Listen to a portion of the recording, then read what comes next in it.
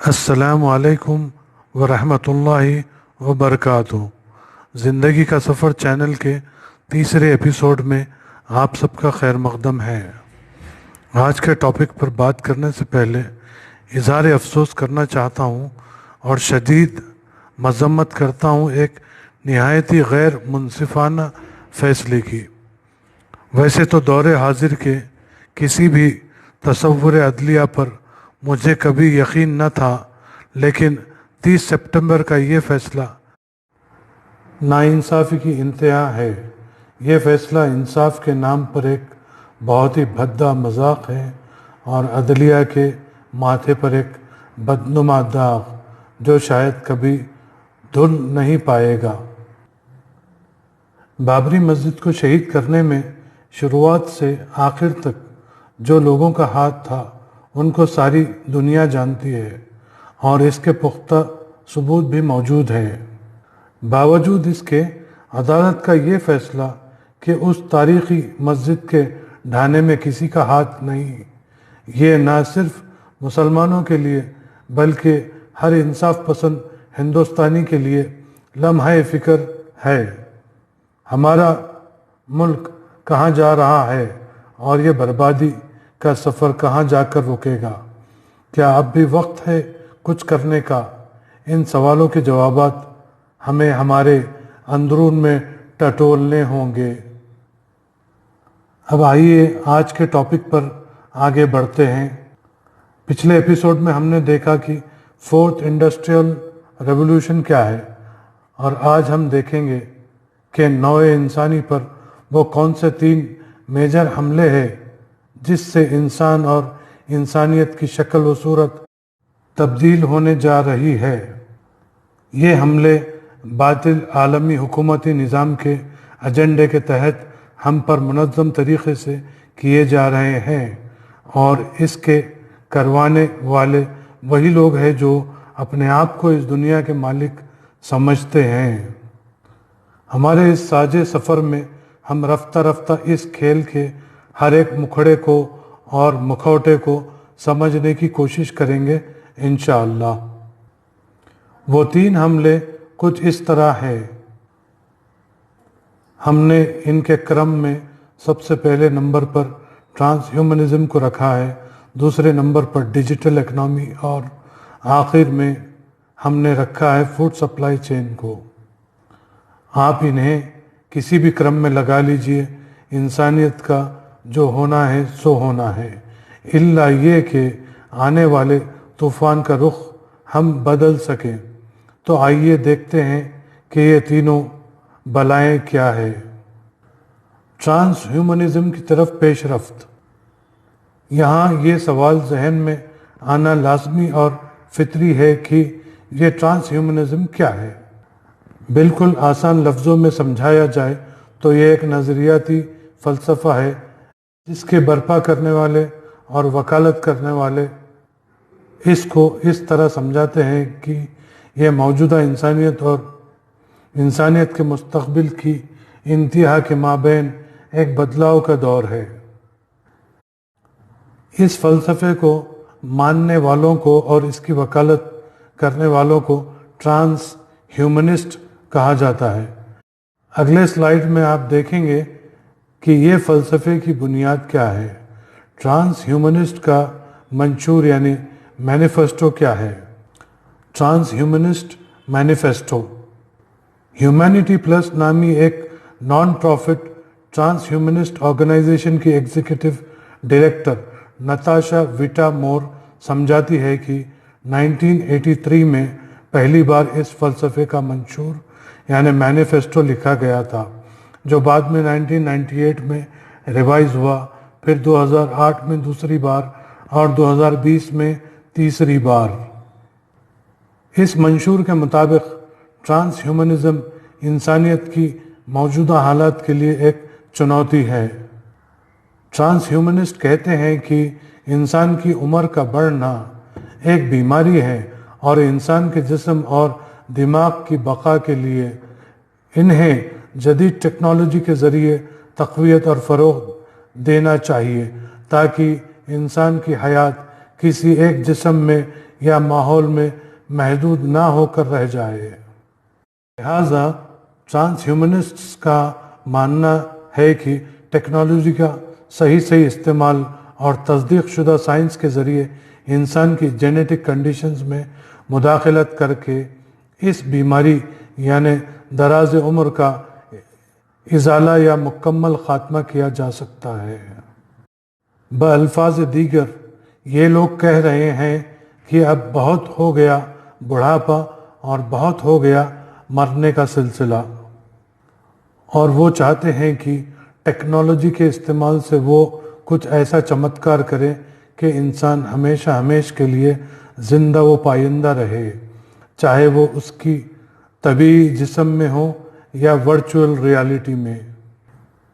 इस मुद्दे पर मज़ीद तफसीली डिस्कशन हम अनकरीब किसी एपिसोड में ज़रूर करेंगे इंशाल्लाह, क्योंकि ये टॉपिक बहुत तवील है जिसे हम यहाँ कवर नहीं कर सकते। आइए अब चलते हैं हमारे आज के दूसरे सब टॉपिक की तरफ, इम्पोजिशन ऑफ डिजिटल इकोनॉमी। इसको कुछ इस तरह से समझिए कि हमें एक महसूस ना होने वाली माली ग़ुलामी की ज़ंजीरों में जकड़ने की तैयारी ज़ोर व शोर से की जा रही है, और आहिस्ता आहिस्ता जिसे हम कैश समझते हैं यानी नोट्स और कॉइन्स को हमारे नज़रों से ओझल किया जा रहा है। सन 2016 की नोटबंदी के वक्त आपने ये अल्फाज ज़रूर सुने होंगे, लेस कैश और कैशलेस। उस वक्त तो लगता था कि ये किसी सरफिरे का अपना ज़ाती फरमान है, लेकिन गुज़रते वक्त के साथ इस खेल की हर परत खुलती जा रही है। हाँ, ये बात सही है कि कई बार ऑनलाइन यानी कैशलेस ट्रांजैक्शंस करना हमारे लिए काफ़ी कारगर भी होता है, लेकिन कैश हमारे अपने हाथों में भी होना चाहिए, यह निहायत ज़रूरी है। वैसे तो जो कागज़ के टुकड़े और सिक्के हैं हकीकतन एक बहुत बड़े माशी फरेब का हिस्सा हैं, लेकिन फिर भी हमारे पास कुछ तो है जिसे हम महसूस कर सकते हैं, गिन सकते हैं और मन ही मन खुश हो सकते हैं। डिजिटल करेंसी में तो सिर्फ आपके अकाउंट में कुछ आंकड़े ही बदलते रहते हैं और हाथ में कुछ भी नहीं रहता। यहाँ आप ये आर्ग्यू कर सकते हैं कि डिजिटल करेंसी के ज़रिए भी हम जब चाहे जो चाहें ख़रीद व फ़रोख्त कर सकते हैं।